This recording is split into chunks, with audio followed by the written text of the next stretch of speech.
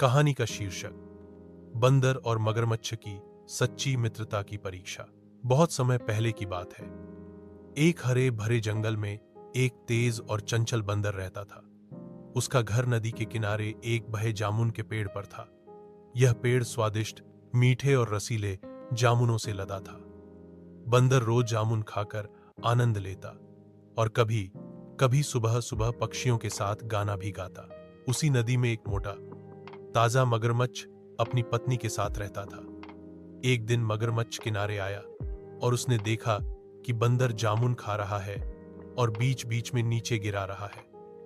मगरमच्छ को भी भूख लगी तो उसने विनम्रता से कहा, अरे भाई बंदर, क्या तुम्हारे पास मेरे लिए भी कुछ जामुन है?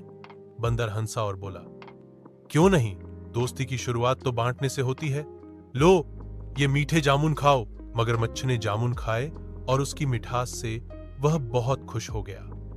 उस दिन से बंदर रोज उसके लिए जामुन तोड़कर नदी में फेंक देता और मगरमच्छ उन्हें खाकर लौट जाता। धीरे धीरे दोनों में गहरी दोस्ती हो गई। वे घंटों बातें करते, बंदर अपनी शाखा से और मगरमच्छ पानी से। मगरमच्छ की पत्नी को भी इन जामुनों का स्वाद भा गया, लेकिन समय के साथ उसकी नीयत बदलने लगी। पत्नी ने मगरमच्छ से कहा, सुनो, अगर ये जामुन इतने स्वादिष्ट हैं तो सोचो उस बंदर का दिल कितना मीठा होगा जो रोज इन्हें खाता है। मुझे तो बंदर का दिल खाने का मन कर रहा है। मगरमच्छ चौंक गया।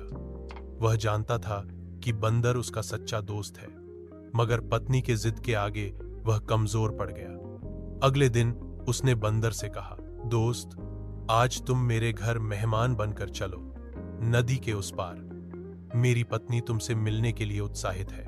बंदर ने पहले तो मना किया, लेकिन मगरमच्छ की बातों में आकर तैयार हो गया।